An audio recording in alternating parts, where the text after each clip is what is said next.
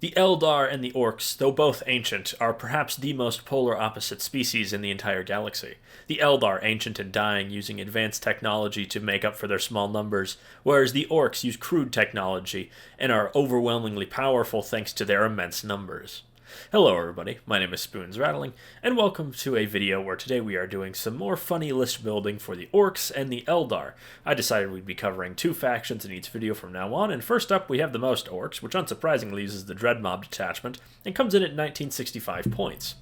In terms of HQs, we have one mech, the cheapest HQ available, and then in terms of battle line, we have 6 units of 22 Gretchen, 6 units of 20 Ork boys, and 2 units of 20 Beastnagger boys, and then in the other infantry category, we have 1 unit of 10 Ludas.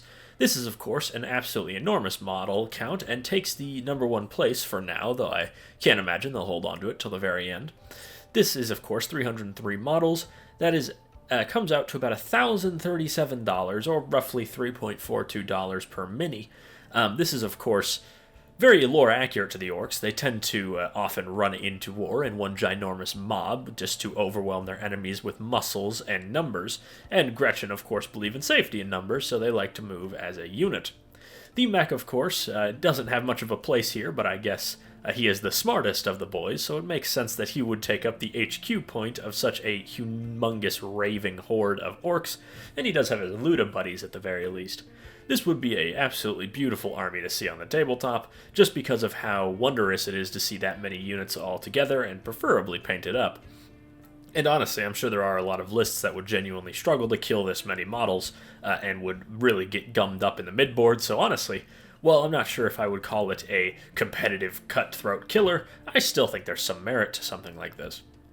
Though, on the other hand, the orks also have, I believe, what will be the smallest army by the time we end this series, which is, of course, the Stompa sort of force, as I call it. In terms of HQs, you have one Beast Boss on Squigosaur as your HQ. And then in vehicles, you have one Gorkanaut, followed up by 2 Stompas. This comes in at a rather cheap, for orks at least, $495, also making it what I believe will be one of our cheapest armies by the end of this series for an entire 2,000 point list. Of course, this is a ridiculous list that would be very unwieldy to play with just because of how huge Stompas are, effectively being walking trash cans. And, of course, this would be very easy to gum up with just a lot of infantry, though you would have an inordinate amount of Daka. And, of course, Stompas are some of the coolest models in all of Warhammer 40k. I don't think I've ever met someone who didn't at least appreciate seeing one on the tabletop. And what's better than 1? 2, because 1 is the loneliest number. The Gorkanaut, of course, is very solid himself and would offer a little bit more maneuverability than his walking trash can brothers. And then, of course, you do get to bring one of the coolest ork models, the Beast Boss on Squigosaur, all for, just under 2,000 points, making this the smallest army in the series so far, and one I believe will probably be the smallest by the end of this series. But we do have to also cover the cheapest armies, as I've decided that's the 3 archetypes I'll be covering: cheapest, smallest, and largest. The cheapest orks shares a lot of similarities, unsurprisingly, but does come in at a flat 2,000 points. If you bring Mozrog Scragbad, Ghazghkull Thraka, and then 2 Stompas, this would be 5 models and $430, so absolutely dirt cheap as far as Warhammer 40k armies go. Do keep in mind the reason that it is 5 models and not 4 is because Ghazghkull does in fact have Makari with him. Honestly, you could do a little bit of a guessing game by putting Gaz inside one of those Stompas and not telling your opponent which is which, but that would be a little cruel when Ghazghkull jumps out. Of course, this would be another rather beautiful thing to see on the tabletop, because it, is not dissimilar to the last list we looked at. It's got 2 Stompas and then 2 absolutely fantastic minis in Mozrog and Ghazghkull. Some of the best modern orks, in my opinion. The Mozrog kit is fantastic, Ghazghkull fantastic, and if you just desperately need to get an army together for as cheap as possible, you're going to be very hard-pressed to find this, with the only army I think that may give them a run for their money will be the Custodes, which we will cover in a different video. But again, this would be a quite ridiculous, though quite fun army to run on the tabletop. that would definitely not appreciate seeing something like a Tau railgun on the other side of the board. However, that does wrap up our section on orcs, and we're going to move on to the Eldar now, another faction that I actually have a small soft spot for. I have a small collection of Eldar, so it was quite fun seeing what we could do here. In terms of the most Eldar, it costs you 1980 points. HQ would be just 2 Warlocks. In terms of your army, though, it would be 6 units of Guardians, 6 units of Storm Guardians, 3 units of 10 Corsair Void Reavers, and then in terms of other infantry, you would have 10 units of Rangers. Of course, this comes out to 282 models for $1,102, so definitely not great on the price front for this many, for an army of this size, though I suppose that's kind of what you expect. I believe that puts it at around similar to the orcs, around $4 or $5 per model. This list, unlike the orc horde, I think would be awful to play, though it would be funny to see a horde Eldar army.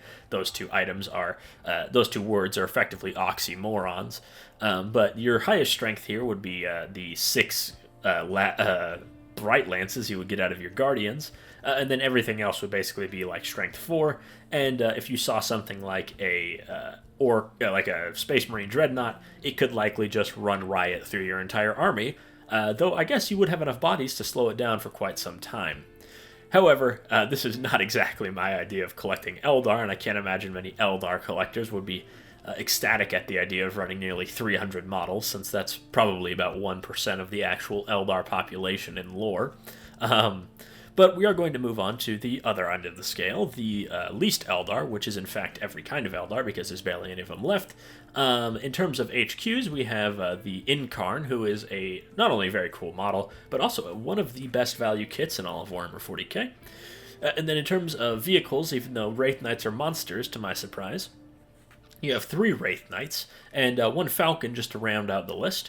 This is 5 models for $624, so price-wise, not too bad, all things considered, though nothing exceptional. And in terms of what you could do with this, you actually would have quite a bit of power in those Wraith Knights and the Incarn. The Falcon would really just kind of be there as a cheerleader position, I suppose. And the Incarn and Wraith Knights, of course, both very murderous in melee. The Wraith Knights can carry those big D cannons, or what are they called? Not D cannons, like the super D cannons. In terms of ranged firepower, of course, you'd have your invulnerable saves. It would be quite tough, and also Wraith Knights are just really cool kits, so getting to see them on the tabletop would be very cool, in my opinion.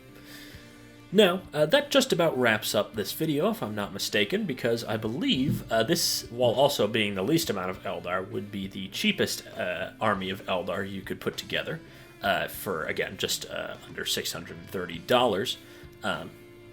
I've been Spoons Rattling. I hope you enjoyed this video. Make sure to like, comment, and subscribe, and I will see you all next time.